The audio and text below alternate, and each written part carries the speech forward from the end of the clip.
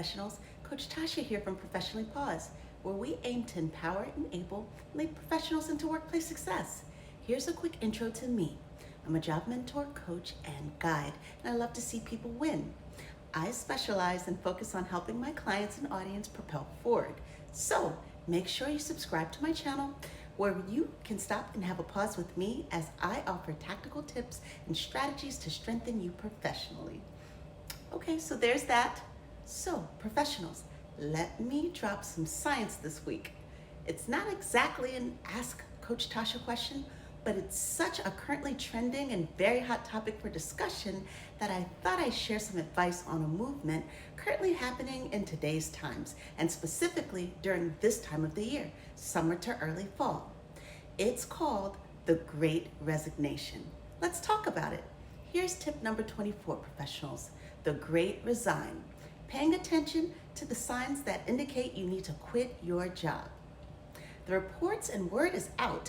Resignation rates are heating up in a major way. Forbes magazine and so many other outlets have reported that currently in 2021, stats show that 4 out of 10 people want to leave their job. What are the reasons? Well, let's start with the benefits of teleworking. Once upon a time, we all reported physically into some place. Working from home is something you did occasionally, but not on a long-term basis unless you were part of a particular industry or had a very specific role. We've all shortly discovered that you can work from home and be just fine. So, with employers beginning to open the doors and force employees back into offices, some are realizing that they want to opt to go to some place else that will allow them to continue to work remotely. There's definitely options for this. In general, many professionals have determined because they work from home and practically live at work, it's easy to draw the conclusion that you either like your job or you don't. Do you like your job, professional? How about the opportunity? How about the benefits? And what about your coworkers, your boss, and how you're treated overall? Lots to think about, isn't there? So professional, when you stop and reflect, is it clear? There's going to come a time on our professional career journeys where we must ask ourselves, do I stay or do I quit? Here's some signs you should pay attention to that are a good indicator that it may be time to move on. First, let's talk wages. If you're overworked, underpaid, and there's no financial incentive to keep performing your job as well as possible, this is your first sign. Sometimes pay can be overlooked if there's other perks like great benefits package, maybe you get an annual bonus, but in general, you should count your cost. If the hours you're putting in are not reflective to your pay, and research shows you fall out of the standard industry range for your role, and even though you're not supposed to talk salary, if your coworker in your same role is making more money than you, then that's all the sign that that's needed to move on. Next sign. Let's talk growth. Is there room to grow, professional? Can you grow into a role with larger responsibility, or can you continuously learn to grow within your field in terms of skill? There's truly a thing to growing out of a role. Sometimes you just hit the ceiling. And when you become overqualified to do what you do, you must think about either becoming senior, a lead, a manager, or just stepping up into leadership. If there's no room for growth, try not to get stuck into a role you're overqualified for, especially if there's options to grow elsewhere. Let's bring in the next sign, culture and environment. Are you in an agreement with the direction of the company? At your core, do your values align to the core values and principles of your employer? Most companies have a way of how things are done and operated in their environment. Does the culture agree with you?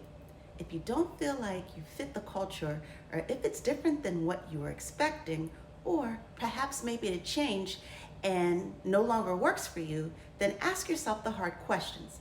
If the answer is no to feeling valued, feeling supported, and or feeling like you're treated well, then it may be time to quit your culture and your current work environment.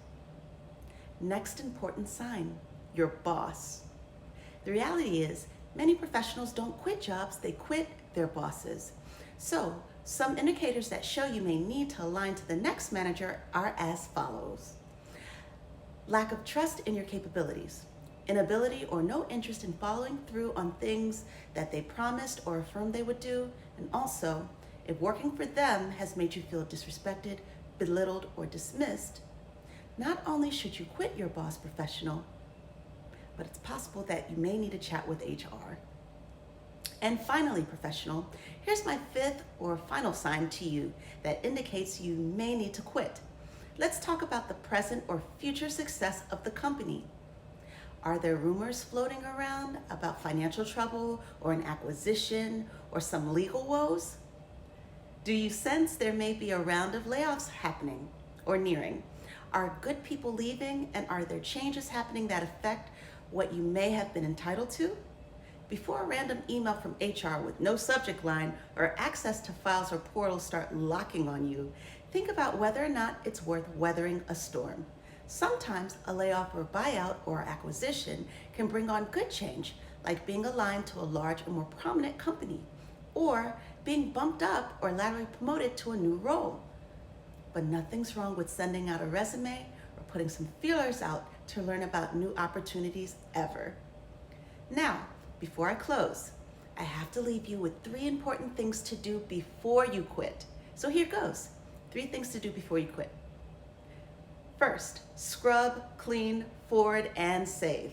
I'm talking documents, emails, and anything you want to personally archive. And then deleting history of chats, files, or anything you may not want HR or your boss to see post-exit. Believe me, they'll be in your inbox and will definitely look to see what they can find. Second, use up or maximize your benefits. Take a vacation. Go to all your doctors and make sure you're aware of how much leave you'll be paid before you exit. Remember, most companies take a few weeks for payroll and for benefits to kick in. So use or budget where you can to prepare yourself for the waiting window at your next company. And last, don't accept the counteroffer. Ask yourself why you had to verbally prepare to leave and accept an offer from a new employer before they decided to promote you, or they magically found some pay for you, or resolved what seemed like an unfixable problem. In most instances, it won't be worth it because they've counted the cost and value of you before you did. And sometimes when you stay on, instead of being grateful, there's conflict because you attempted to exit. Life's too short to not count your costs, to prioritize on what matters most, or to stay in a place that causes you stress and unhappiness. So if you decide you're going to join the Great Resignation, let's make sure you're putting your best foot forward. Get yourself a new resume. Get yourself an updated LinkedIn profile and spruce up on your interviewing, and get yourself a coach like myself. I'd like to invite you to book a free 15-minute discovery session, and let's pause and have a chat about your professional future. I have lots of services and offerings available if you're looking to find the next great career path. Go to professionallypause.com and check out what's available that'll help to empower, enable, and lead you to workplace success. It's all about your professional story. As always, you can email me at hi@coachtasha.com. Stay encouraged, stay professional. XOXO Coach Tasha.